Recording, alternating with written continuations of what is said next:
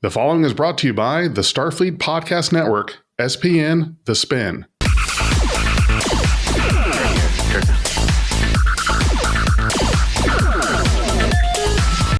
It's better. I just want to say, you do know, in fact, that the Luftwaffe is not still flying overhead, right? Like, you can eat normally now. I live in Germany, so I eat a lot of sausage. Oh, yeah, do you? Where do you live in Germany? Big J, you back, Billin? I, once upon a time, many moons ago, lived in Germany for like 8 fucking years. Whereabouts? In Ansbach in Bavaria. Oh, it's beautiful there, but it's a very different culture than where I am. Yeah, it is. Southern Germany's the shit. Also, you're pretty close to the fucking Alps. Yes, exactly. I was actually there a few weeks ago. We went to Austria border between Bayern and we used to go there. We used to go there like probably 3 times a year.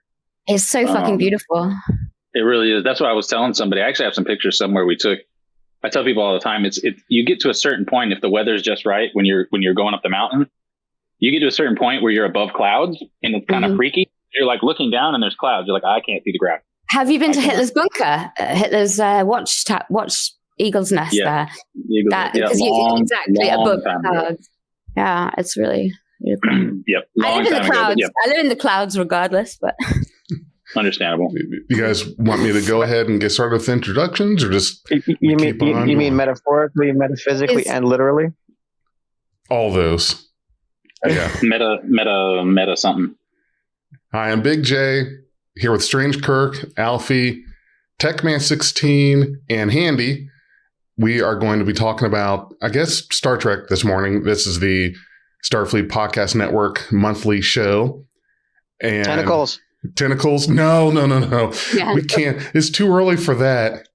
For those of you who are just joining us, just make sure you understand that as long as Handy, Tech, Kirk, or Boom is here, and honestly, at this point, Alfie, this is a not safe for work show. So if for some reason you're listening to it and you have your lovely children in the back seat, you need to turn this off and throw your phone out the window. Unless they're really cool children, and also if you work in the not safe for work industry, then that's also fine. Yeah, if you're filming porn right now, listen to this. It's fine. Why would people listen to this while filming porn? I thought there's enough noise in the background during a porn shoot. What? Here, maybe no one, like maybe someone wants to drown out the cupping sound of balls against the butthole or something. Let's create that. Where is good? We'll fix it. This conversation is like started off the rails. I'm just sitting here like, yeah, I don't know. All right, let's get back to all right. Star Trek. Let's focus. Get back to. We can't focus. This is it is an R-rated podcast, and Star Trek is hopefully where we're going to talk a little bit about. We were talking just a little bit, small portion. So we were talking about Lower Decks just a little bit ago, and I know there's not a whole lot that we can squeeze out of that, and heard a reference made that I've heard several times that I firmly believe is that Lower Decks is Rick and Morty in space. And that's kind of been the thing from the beginning. And wait. Isn't Rick and Morty in space generally for the most part? I don't really watch much of it. You would not describe Rick and Morty as a space show, would you? Sci-fi cartoon for sure. But would you say space? Because science fiction is just fiction. He has a spaceship. He has a spaceship. So. But would you describe it as a space show? I'm hearing a lot of deflection. Yes, I think so. Kind of a little bit. Yeah. Are you sure? Final answer? Final answer. I now declare it a space show. Anyway. Oh, all right. Well, we'll alert the producers. All right, now Rick and Morty is a space show. You heard it here first. I think that this season is starting out not too bad. I haven't really been able to get into Lower Decks all that much in the last couple years. Last season, I got to the point where I didn't even really feel like watching it. And the only reason I did was because it was like out of obligation. Just felt like, well, I need to watch every episode of Trek regardless. which I've done. And now this first few episodes of this season, I'm kind of in that in between looking forward to it and obligation. So it's like, yeah, I actually want to watch it, but I'm still watching it because I just need to stay current. And maybe that's just because I don't get the Rick and Morty vibe. I don't watch Rick and Morty. I've seen some of it, but it's not for me either. I'm with you on that. It's not for me either. So that style is not what drew me in at all. I disagree with all of you. I really like Rick and Morty, and I don't think Lower Decks is anything like Rick and Morty, really, other than the animation style. I think Lower Decks is way more cheesy and less confrontational than Rick and Morty. Oh my God, Lower Decks is more cheesy than. I guess I have to reevaluate my thoughts on both shows. Rick and Morty is amazing. Why don't you guys like Rick and Morty? Thank you. Yeah, Rick and Morty is amazing. Or it was. It's such a good show. I think it's a really good show. So I mean, I don't know. I think the fan base are awful, but it's all individual preferences. I tried to watch it. Everybody's like, oh my God, well, I say everybody, most people are like, oh my God, the show's great. And a few people are like, I didn't like it. And then so I tried to watch it. I think Rick and Morty to me kind of reminds me of of an old Ren and Stimpy cartoon. And I was never really into Ren and Stimpy. No, get out of here. Ren and Stimpy was the stupidest shit, garbage. Oh, go fuck your whole face right now. Ren and Stimpy was fucking hilarious and started everything. No, I think we have different. Yourself. I think we have Ren and different Stimpy was good. Ren and Stimpy was fucking amazing. You guys are tasteless. Yes, go mute yourself. You have to go rewatch Ren and Stimpy and change your opinion. And think about it. Ren and Stimpy was on freaking Nickelodeon. Kids were watching it. Jay, he says tasteless. However, we both know that some people's taste is all in their mouth. Handy, just rewatch all of it, and then come back here and say, yeah, Ren and Stimpy is good. I don't know about all of it, but I will take your advice. Try it. When was the last time you watched it? Oh, it's probably about 15. But you said about 15 years ago? Probably. Maybe more. I've noticed that there are a lot of things. When you watched it that first time, sure, it probably seemed silly, kind of stupid. But what I found is that after, say, 5, 10, 15 years or such, if you go back and watch something again, your opinion kind of changes on stuff. It can, if there's something there to change it. But the problem I have with something like Ren and Stimpy, just a little too stupid. 9 times out of 10, the humor, there's just no, I don't know, it feels thoughtless. Yeah, not sophisticated. I just thought it was disgusting. The way they would like pimple popping gross. Yeah, like that kind of stuff. I don't like gross. Me neither. I think I'm very civilized and sophisticated, so I need, just nice things like smoking jackets. Maybe we weren't the audience. Summed it up perfect. Like with Lower Decks, maybe we're not the audience, and that's something that I think is a big part of it. Well, so that's not true. Going to we had talked about this in I think maybe one of our last bigger sort of powwow recordings we had, where we talked about some of the shows it seems to appeal to different people, right? So like Discovery appeals to a certain type of person. To losers. The world. I mean, look, she said it, not me. Okay. So Discovery appeals to a certain type of person, and those people are generally, let's be honest, they fall into the, and I mean no offense by this, but more into that social justice category where they're everybody and they have this utopian, sort of thing in the way they think. And that's fine. There's nothing wrong with that. I'm sure there are some redeeming qualities. I gave up after season 2 or 3. Some people really identify with Strange New Worlds, which actually Strange New Worlds seems to be more of like a middle ground for everybody because most people seem to like that. And then Lower Decks, there's maybe for different people. So it seems like they're in a good way. Every show they're doing, they're trying to kind of do a little bit different directions to see how many hooks they can put out there. You know what I mean? Mm-hmm. Some fish respond better to some bait. Yeah, I different bait. So But they all have the essence of Star Trek, even Discovery, reluctantly to say. Yeah, maybe. So Lower Decks appeals to a person who has seen all of Trek. Yes. Because if you haven't seen all of Trek, you're not going to understand half the dialogue.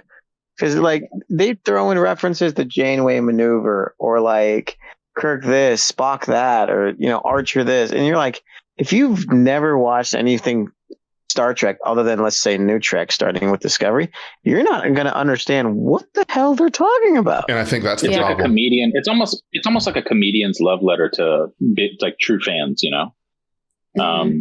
Just like for like that new Super Mario movie that they came out with.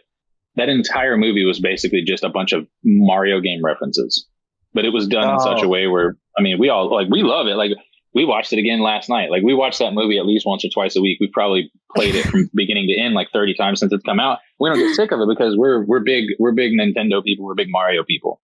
So, I just thought of the perfect analogy for Lower Decks. It's Robin Williams doing stand up, but only reciting lines from like George Carlin and Richard Pryor. So if you don't, do you understand what? Do you enjoy that? I think I love all of those comedians. Do you understand the depth you have to go to be able to I get what you're saying, but do you know how many people are going to be going, what the fuck is he even saying? Well, because all those people are dead. There's three people. No, it's just because first of all, you have to understand what he means by doing that. So take the names away and what he means by having a person channeling these other two people. Okay, you have to understand that. Then you have to understand each person's type of comedy. So you have to understand Robin Williams' delivery, but the joke of these two others. Right, and that is exactly Lower Decks. So if you don't know who the fuck the rest of these shows are, you're going to be lost as shit. I understand what you're saying. I hear what you're saying. You're right. And I think that's where the problem is because Lower Decks fuels itself on being a reference show. And that's the problem that I have with Lower Decks is there is some story. Sure. There tends to be sometimes, but for the most part, it's spot the Easter eggs, spot the references. And that's what the show is built upon. When it first started, I got that. I thought that was really cool. 3 seasons later, we're still doing the same damn thing. But could you appreciate the Tuvix episode, the Tuvix episode, episode of Lower Decks? That was actually pretty good. But again, if you didn't understand the whole context around the Janeway Voyager episode with Tuvix, then all of the humor, the whole like meat of the Lower Decks episode is lost. But it was kind of brilliant. I thought that episode. I get that. The idea of it, doing all the transporter malfunctions with the flower and making the whole crew joining them. You see, that was really cool. I will now say 2 words that will make Big J cringe and walk off the set. Ready? Okay. Peanut hamper. I'm done. I'm gonna go ahead. I'm gonna go ahead and just spend the rest of the day over. I can only imagine. Like peanut hamper. No, I don't want to talk about it. Peanut hamper. I wonder if it's anything like Birdo. You remember Birdo from the old Mario games? The snout. I wonder if there's anything like that. Have you seen those toys where they just spin and they have lights and shit? Stop and it. The inside up. What you guys? Why is it ruined Big J's day? It's like a reverse dildo kind of thing. Can you fuck Peanut Hamper? Does Peanut Hamper have an orifice? Yeah, well, Peanut Hamper has the hole. Okay. It replicates. Here's the thing. Is it actual like sex, or is it like fucking, or is it just like face fucking? Is it just like an extreme blowjay? Well, so here's the thing, right? The spout of the exocomp can replicate anything, right? So I'm assuming what it does is it can replicate kind of like a flashlight at the end of its little hose. This is horrible. Yeah. Tech Man, I've got to say that. Wait for one of these companies to come out with like the fucking. They can't call it the Star Trek edition because of like penis copyright. Hamper. No. Yeah, they'll call it like something like that, and it'll be like this thing, and it's got like legs that clamps to the edge of your like desk, and it's shaped like an exocomp. You've thought about this before. This is coming out too. I think about a lot of things. Me too. High five to the ADHDers. So the enterprise ADHDers. For anyone that's still listening, the couple of you, I've completely lost control of the situation. They're gone. They're gone. Well, so first of all, let's just look at the problem we have with this episode. We're talking first. We didn't really have like much to say, so we're talking about Lower Decks because that's what's relevant. However, Lower Decks is a bunch of like, adult humor, so that's already a recipe for disaster when mixed with us. So you should have known it was going to get bad when Tech and Alfie showed up. I did. Yeah, I did. I tried to deny it. Like, no, it's not going to. We know. Nah, it just is what it is, man. No, that's cool because that's what it is. I think the humor of Lower Decks is very adult humor, which I'm not saying that it should be a cartoon. We had a cartoon. We had Prodigy. It got canceled. I just think that Lower Decks is it's going for a lot of low-hanging fruit. The episode that had all the transporter accidents and did all the references to the Tuvix episode in Voyager, that was the plot of the episode. And so all those references were, to me, kind of a different thing. They were relevant. But in general, all these other episodes of Lower Decks, it's part of the dialogue. It doesn't have anything to do with the episode. It's just, let's write dialogue that includes as many references to some mention or past Star Trek that we can fit. And I think that that's the lazy way of doing the dialogue, is that we really don't have captivating episodes. We had some here and there along the way, but it just, like I said, I'm in between obligated and liking viewing the show. So it's not, I don't know. I don't know how to put it into words. This show just does not have me. I understand exactly what you're saying. I have to be in the mood to enjoy. If I'm not in the right mindset, I'll turn it on and play on my phone and not pay attention to a single fucking thing. Because I'm in that like, well, I need to watch it because I do content creation, so I need to know what's going on. Yeah. But at the same time, I can't. Shame. I see it quite supplementary to regular Trek, and I can just take it for what it is and very much enjoy it. And I feel like it's made by fans, and I appreciate that. Like they have knowledge about Star Trek, and I respect that because obviously it's all references, so they have to understand the intricacies. So I have a question, changing the subject slightly, but everyone, how pissed off were you all or not with the last episode of Strange New Worlds leaving us on a cliffhanger, like on a two-parter? I'm good with it. We had discussed the have you already discussed that?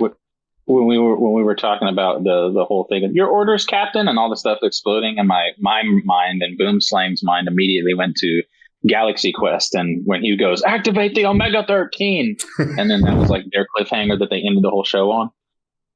That was the only thing I could think of. So I started laughing, and then of course I got some stares, and then I had to explain myself. But I think it was fine. I think it's a little silly because. Because why? As someone who has been involved in life and death situations, a lot of them, generally speaking, and it's not always like a rule, but generally speaking, people who freeze, and people who don't. So Pike freezing is so far out of character that no matter the circumstances, people who act immediately generally act immediately. Yeah. So for him to freeze was a little silly to me. So I think whoever wrote that's never, nobody that wrote that show has probably ever been in a real life or death. Probably they tell everybody it's a life or death situation. No, I don't know. It probably wasn't. People do freeze or flight or, some people are really good in crisis situations. And I think having ADHD is usually a plus for a crisis situation, actually. But I think it would be more weird if Kirk froze in his character. But Pike, I don't know. Do we know enough about Pike to know the details of his personality? I think so. I mean, from what we've seen, he's not someone who freezes during fight or flight. He doesn't freeze. No, he seems like it's a very decisive character. He seems like he's going to use. Why historically, did he freeze? he's just used what other information he had and just gone with the best choice that he can. Yeah, he doesn't have any information of his own. Kirk is what's his name? Pike never has opinions himself or ideas. He always just goes to the crew. He's like, "What are we doing, crew?" I'm like, "Yes, good idea. Let's do that one. Let's roll with it." But he never. But that's the thing. Even crowdsourcing, if we want to go that route and say that he would crowdsource it, that what are your orders, Captain? Somebody, because you have this dynamic when you work with a crew and when you work with the same people, especially in life or death situations, people fall into their roles, right? This isn't corporate America where stress is a deadline for a paper. No, the stress is if I don't act in the next nanosecond, Jim's going to get shot in the face. Are you talking about the military? Are you in the military? So I don't want to go down that road right now. Okay. So in a situation like that where you're used to working with people in these very dynamic environments where it's actually, there's real danger, people just generally sort of fall into their roles. And then so as you go and you work with the same team over and over and over and over again, people kind of already know what their role is. There's not a lot of, well, I want to do this. I want to do this. It's known that, okay, if, whatever, it's a fighting situation and there's some big bastard, well, we're going to use Billy over there because that motherfucker's like 320 pounds of corn-fed Nebraska boy. Oh. And he's going to fuck that guy. Yeah. So he's been throwing bales of hay since he was 4. Dude, I'm not going to be fucking jumping in there trying to throw haymakers at a dude who's built like fucking Dave Bautista, right? Like I'm like, he knows. I'm not even going to have to say anything. You get up and be like, fuck you. Mm-hmm. And that's going to be it. So people fall into their roles. So in a situation like that, if that's his command style where it's, what's your orders? I think that I don't even think the crew would do that. I'd be like, sir, I think we should do this. Immediately somebody would just throw out their suggestion because that's how it normally goes. And how you do things is a repetition. And the more you do a repetition, the more it becomes muscle memory, which is where training comes in. So if I do the same thing every time under pressure, my brain's going to do that. And so that's why I'm not upset, right? Because people have to write something that's compelling, and that's fine. But in reality, when we talk about how those things work, they don't go down like that. And so it's frustrating to me as someone who knows how that goes. So I'm not saying that it sucks, like it's a terrible show, but it's a little frustrating when it's like they've been in crazy situations before, and now all of a sudden he's like, I don't know what the fuck to do. So what was the difference then? What was the difference in this situation that Pike made freeze? Because they must have had some motivation in order to convincingly get him to freeze. Or did you think it was out of character, not thought through? Or do you think there's anything unique about the situation? No, there's plenty of times that the Star Trek writers don't think things through. They do it all the time. Sure. So, but I'm talking about this very particular time. In this instance, what you're doing is, here's the difficult part. If I'm trying to, and we'll see it all the time, I'll take a step, I'll take it away from this and put it in a simpler team of people and understand. I, as a man, cannot write, okay, and people can get butthurt about this all they want, I don't give a damn. I cannot accurately write a story about a woman growing up. I don't know what the fuck that's like, right? It's going to be a bunch of stereotypes and crowdsourced information because I don't know. So I can't get into the mind, right? Just like you're not going to be able to write something really great, a backstory or whatever for a guy, because guys are going to be like, that's not how it works. And that's fine. It's not that big of an issue. The problem comes in this case is when you're writing something that has to do with combat for people whose most stressful day is the Starbucks was out of their sugar-free vanilla that morning. That becomes a problem because they don't actually, people. So I don't want to put anybody down, but your pressure is your level of stress is what you've experienced. That's the most, whatever you've experienced that was the most stressful.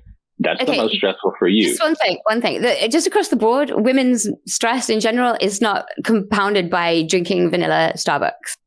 So I don't think we need to make it into a man-woman like situation? I don't. No, he wasn't saying that. He was talking about. You completely misunderstood me. Yeah, I'm talking about the people that are writing. No, there was nothing about. Okay, sorry, I misunderstood. I thought you meant. Yeah, you were linking things together. No, because you said I can't write about being a woman. So I associated your follow-on comment with I can only write about men and what like serious trauma they've been through, and then women with the Starbucks thing. But if that's not what you meant, then no, he was making a comparison on everyone's bad day is different. Just because Starbucks is really hard to get the order right, so it can be very, very stressful. So if you're talking about people, the writers whose most stressful day, as I said, writers. Their most stressful day is the Starbucks got their order wrong or whatever the case may be. It's hard for you to get into the mind of someone w's seen combat. Sure. Unrelated. So even me talking to other people, because I'm around people that are in the military and be in combat all the time. Other people who have even seen even crazier things than I've ever seen. It's sometimes hard for me to understand what they mean, because it's like, man, I've seen some crazy stuff, but that's extra crazy. So it's like you still don't quite understand. So for me to try to think about how that's going to be and try to put pen to paper, even though it's a sci-fi show and it's all made up. There's nobody out there right now fucking duking it out with lasers unless they're far off and we can't see them. But there's nobody out there having big space battles and shit like fucking Halo and Star Wars and Star Trek and all that stuff. But even then, it's a combat situation and a human is human. So trying to put yourself in the mind and trying to understand that, there's a lot of things that you're going to miss. And one of them is that in a combat group, people fall into the roles. And as you progress, those roles become more defined, but it's also something that's unspoken. I don't have to tell you to do what you normally do because you're just going to fall into that because that's what we always do. There doesn't have to be any words. And taking the emotion out of it is part of the training, right? Is just being able to execute without thinking of the impact of your decisions. No, you still have to think about things like that. It's a lot more complicated than that. You do have to think with emotion. If we took emotion out of it, then it's like, hey, there's a bad guy in there. Well, just blow the building up. Oh, well. But if you're doing it over and over and over again, the emotion is secondary to the action. I'm like agreeing with your point. It's right there with it.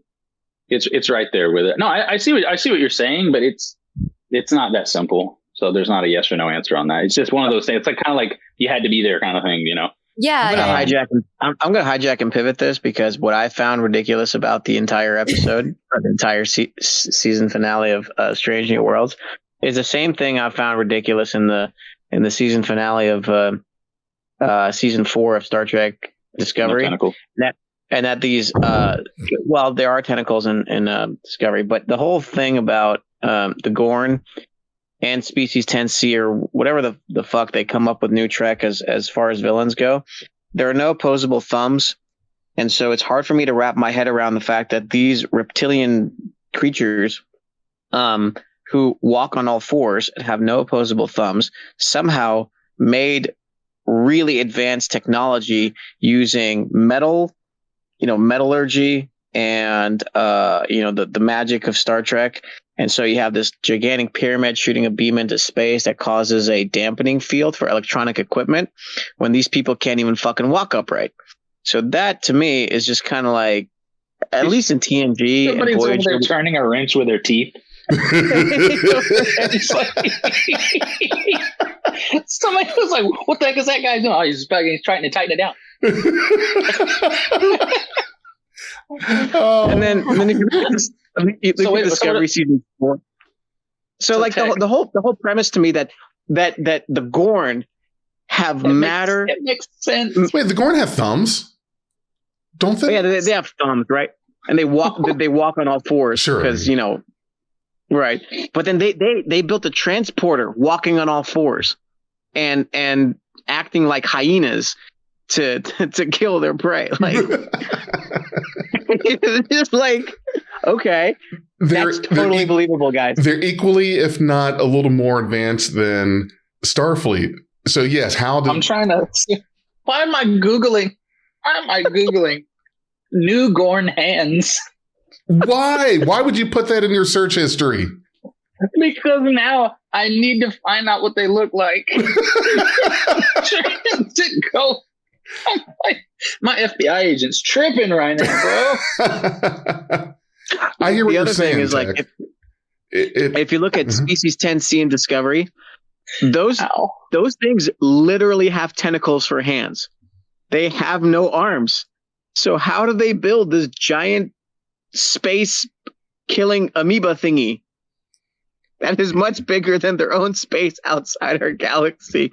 It is beyond me to comprehend. That's why like I like Strange New Worlds and I like what they're trying to do, but at least for the love of God, please make humanoid aliens that this is are a Gorn hand. Oh, Alfie, where'd you get that? A Gorn hand? My back scratcher. Gorn hand. But it has... I was afraid when you first held it up. I didn't know what we were in for. I'm like, because we're like, is that that's a legit concern with Alfie. Yeah, I don't know, man. Oh, come on. You guys are incorrigible. Tech, I absolutely understand what you're saying. I have a very hard time putting my head around a lot of these species that are depicted as having advanced technology. Or, for example, there was a episode of Voyager where they encountered a species of people that evolved and lived in a completely water world. I can't recall the name of the episode, but I can't grasp my head around being able to construct any kind of anything or technology in water. But everybody has an underwater welding certification. Yeah, really. Yeah. Right. And I think that that's hard for me to wrap my head around. And you're right, is that the way the Gorn are being depicted, they've been made too animalistic for their technology use to be realistic. That's the problem that I have, is they're going too far this way with how the Gorn are being shown, and then expecting us to also believe that they have technology that could just about equal or best Starfleet. It doesn't match. And the other problem that I have with where they've gone with the Gorn is the fact that Arena is coming down the pike. It's about 8 or 9 years away. Kirk is supposed to go physically match up fighting a Gorn and eventually defeat this Gorn. And the way that they're being shown and depicted now is making that fight so unrealistic now that it defies all logic. And here's the thing, is they can't, I don't know how you, what are the words I'm trying to use? They can't make those, they can't match those. They can't, it's done. So what they're going to have to do is they're going to have to say, somebody's going to have to say which one they want to be canon now. And for those of us who have been longtime Trek fans, at this point, I'm watching Strange New Worlds, understanding that this is not within the realm of the universe that I normally watch. It's impossible. There's no way that you can. I've thought about it. We've all talked about it. Like you said, there's no way that you can. You depict the Gorn as this big, jacked, freaking slow swiping fucking thing, and now all of a sudden they're like these agile, like a meth head agility wiry coat hanger son of a bitch, just all over the place. I mean, he's gonna tear a human apart. You can't freaking hit 3-piece combos with a fucking Gorn. Like you can't just pick and move. Like you can get eaten. Like there's no bobbing and weaving here. You're gonna get fucked up. Hold on. Speaking about that, in the season finale, what I found also just absolutely hilarious that just made me chuckle was that whatever ship that Christine Chapel was on, I can't remember the name, the one that got blown up by the Gorn. The Cayuga. Thank you. The Cayuga. There was a Gorn. There was a Gorn that looked like a giant alligator, but had a space helmet. Yes. Trying to punch buttons. I thought that was so weird. It was pretty. Yeah, that was definitely one of those when I watched it, and I was like, I'm thinking to myself, and I think I might have even said it to my wife. I was like, man, I would have died and be like, oh yeah, I'm not fighting a dinosaur in space. I was like, no, I would have fucking hacked and given myself away. Somebody, like, like somewhere on this ship is Florida Man, and he's taken a gator and he's put fucking spacesuit on the gator and thought about how funny it would be. And it was funny. Must have been University of Florida, I guess. Dude, University of South Florida. It made such a weakness in the character because you just like phaser the helmet and it's like, it's dead then. And I kind of felt like it just made the scary monster completely ridiculous.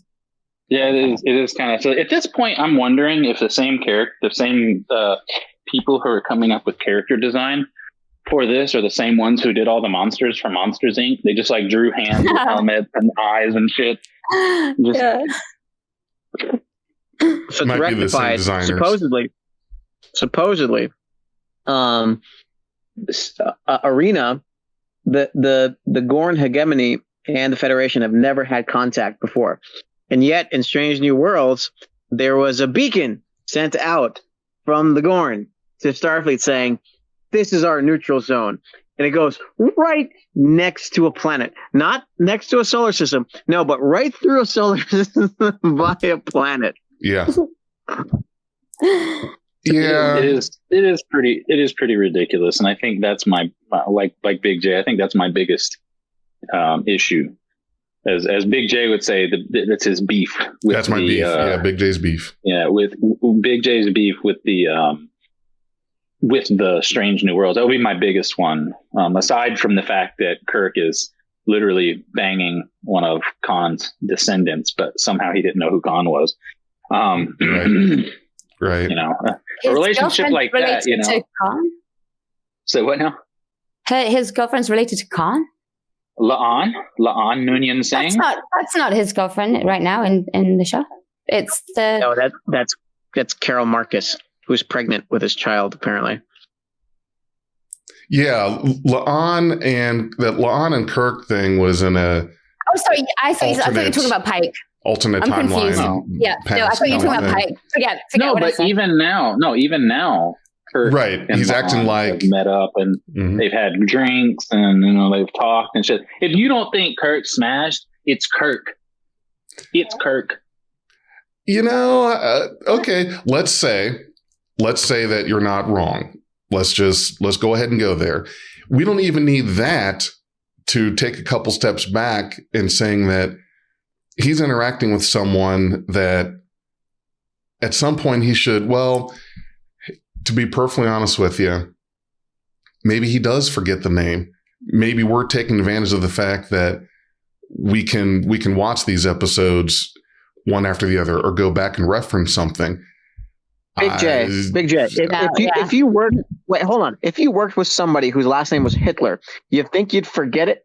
Who they're related to? Never. No. Yeah. So. Your argument falls flat there, Jay. Yeah. Even with my terrible memory, the names that stand out, if you work with a Singh, and I understand the Federation, everybody's blah, blah, blah, blah, blah, blah, blah, blah, but someone whose name is La'an Singh is a very unusual name for Kirk. And even in that show, let's be real, you eventually would be like, because it's not like someone he was just like, we worked in the same division and they were like way over there. Yeah. No, it's someone, she calls him personally. They discuss his brother. You're going to remember somebody's last name like that. Like to this day, some of the standout names, I can remember them. Somebody be like, oh yeah, my last name is, whatever. I'm like, Luoxana Troy. That's the standout. I used to, if somebody's last name was Troy and I worked with a Troy, I'd be like, I used to work with that's funny, man. I haven't heard that name in forever. I actually, blah, blah, blah, blah, blah. And it happens all the time. It's happened to me because I have an unusual last name. And some people, are unusual for where I live and where I'm from. And they'll be like, I actually knew another one of those, man, a long time ago. I said, let me guess. They were from XYZ. Yeah. That's where their family was from. Yeah. Okay. Exactly. So I think you would remember that, especially someone he's taken interest into. And at this point, they've had several sort of intimate conversations, a little deeper than surface conversations. He's helped her, and stuff like that. So there's a little bit more there. I think that he should definitely remember it. I'll give you another one. Hold on. Before you go, Alfie, I'll give you another one. Let's just say Kirk has had so much pussy that he forgot on, right? Since the original series. And he has. He has. Wait. Hold on. Spock is Earth's historian. He would know. He would know. He probably would have remembered. Yeah. Anyway, Spock, halfway unconscious and drunk, would be like, I remember that name. So, Big J, I've got a question for you. Okay. I have a question for you. I was wondering, anyone else, I'd jump in with the answer too, but I've got confidence that Big J will know the answer. If any, what is the difference or relation between Noonien Singh and Noonien Song? And if nothing, what the fuck are their names so similar?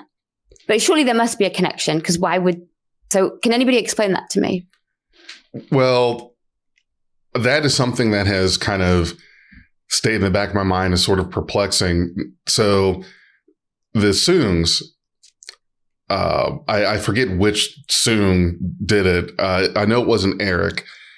He did work on the Augment program, but which Soong was the one depicted in season 2 of Picard that we showed was started rifling through the files and got to the Augment stuff. So, but how that relates to, you've got Khan Noonien Singh and the Noonien Soong family, I think that's, they don't have anything in common besides that the Noonien Soongs got into the moving on, the pushing on, the resurfacing of the Augment program. Why they used names that were so similar, I don't know. That part just does not make sense to me. There's no reason. If you're familiar with the Punjab region of northern India, and I don't want to butcher this, so I'm going to try to be a little general, because most of the information I have comes from our friend G, which I wish he was here right now, because G is like the ultimate Indian historian. So G, and all this information that he's telling me, the last name Singh is like Wilson or Smith. Joe Smith. But it's a very, very common name. And so I'm not sure. I understand that, like somebody named Muhammad, it's a coincidence is very possible. But with the Noonien part, I'm not sure if that is, if that means anything, sort of like a lot of Indians would be named like Patel, sort of like it has, I think, if I'm not mistaken, it has something to do with like merchant or something like that. The name is associated with merchant.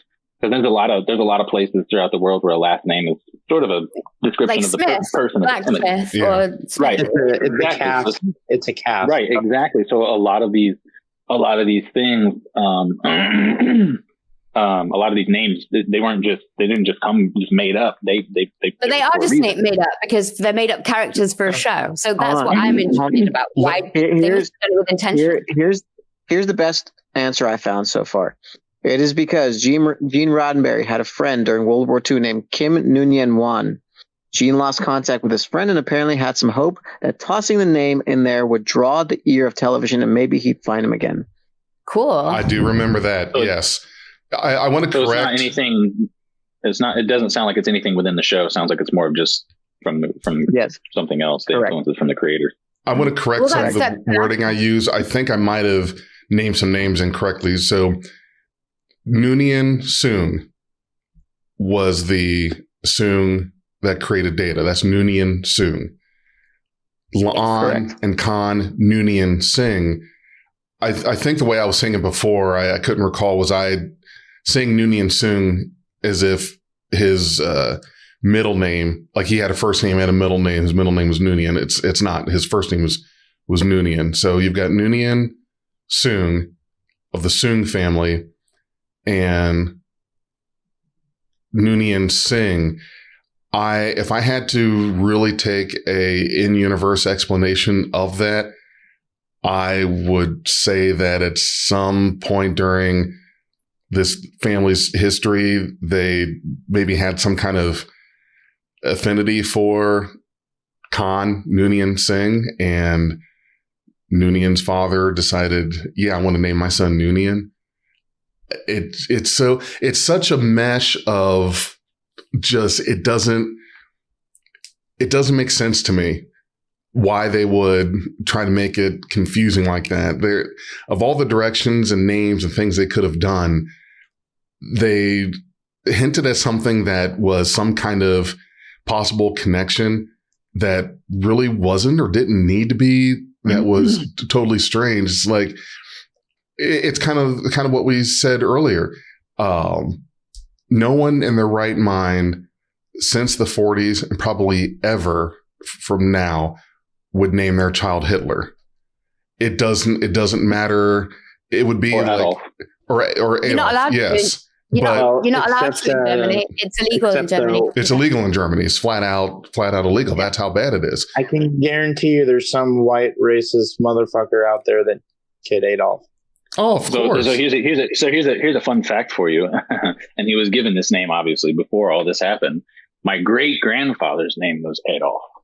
So. That doesn't surprise me. Well, but it was a more common name. Well, I mean, it was yeah, a more common-ish a very name. common name. Yeah, it was much more common, especially from that region of Germany where he came from. So, could you I imagine? do have a friend now called Adolfo, but that's different. He's Spanish, Adolfo. So I think it's different. Could you imagine being the guy whose name they pretty much like forbade being used ever again? If you deep dive into it, there's a lot of people that actually changed their names. They had their names legally changed. Yes, of course they would. Yeah, there was a lot of people that had their names legally changed. There was one, I can't remember. I was watching something one night, and there was a documentary, and it was actually about Hitler's family, his descendants, and great grandchildren, this, that, and the other, nieces, nephews, whatever.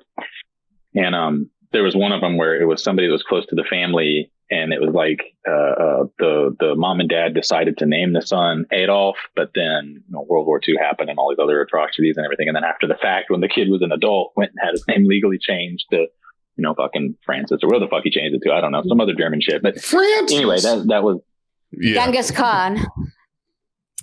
I mean, I guess. Right, Genghis Khan. But yeah, something even more terrifying, like Frankenstein. Fun fact, if I'm not mistaken, I think Genghis Khan was related to Union. But didn't he murder more people than Hitler? Yes, but Genghis Khan also gave women, if I'm not mistaken, gave women more rights than what pretty much anybody else was doing back then. Huh. I don't think I the knew right that to part, party.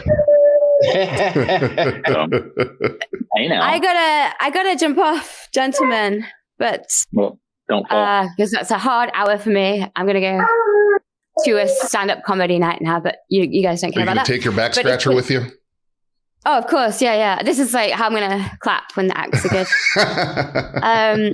I'm just gonna plug Highly Illogical really quick, if y'all don't mind, because guys, you need to, you need to be a guest on our show so we can really test your Trek trivia. I would fail. Yeah. Well, even more reason to come on, so then I look better. Highly Illogical. I feel like things like that is like where you think you're pretty decent at something, and then you go and you figure out that you're not as good as you. You're more of a casual than you thought you were. Yeah, but that's what's brilliant about Highly Illogical is you just don't have any idea what the question is going to be like. You even get points for right answers. I can steal points from other players to give to you. Like, it's really about being very illogical with some of the answers and stuff like that. So even if you don't know, doesn't matter. It's just about having a good time. I saw what you did there. Yeah. As Big Jake can attest, it's a chill time. But we'd love to have you on anyway, because this is really fun. And before I leave, so check out Star Trek Highly Illogical. You can find the information on the spin.net website. This starfleetpodcast.net. Yep, starfleetpodcast.net. If I come on, there'll be a lot more tentacles. I'll tell you that much. Yeah, don't have Tech Man on as a guest. That would be. We could make tentacles the actual theme. No, oh god, no. I don't think you want anybody from Trek Talk on there. Why? We do. We do. Don't open that door. Don't open that door. Once that door is open, you can't. Man, we're an unruly bunch. Hey, I can actually hold my own because I tried to be very nice when we were interviewing that author, Big J. Yes, that is definitely great. Guys, thank you, because that is a whole different. our tones of shows are so different, and I'm glad I didn't have to like launch a missile at you or anything like that. No, we can. In all seriousness, when we know, it's okay. But guys, I don't know why you have in your head that you have to behave on Star Trek Highly Illogical, because Big J, come on, back me up. You really do not have to behave on it. We're teasing. In fact, incest jokes is probably a big theme as well. But anyway, if I can't convince you with that, I don't know what will. Get on Highly Logical. Check it out. Go enjoy your whatever it was with your hard hour or whatever the fuck you said. I don't know. I kind of wasn't listening, but enjoy yourself. Yeah, I'm just going to enjoy my hard hour.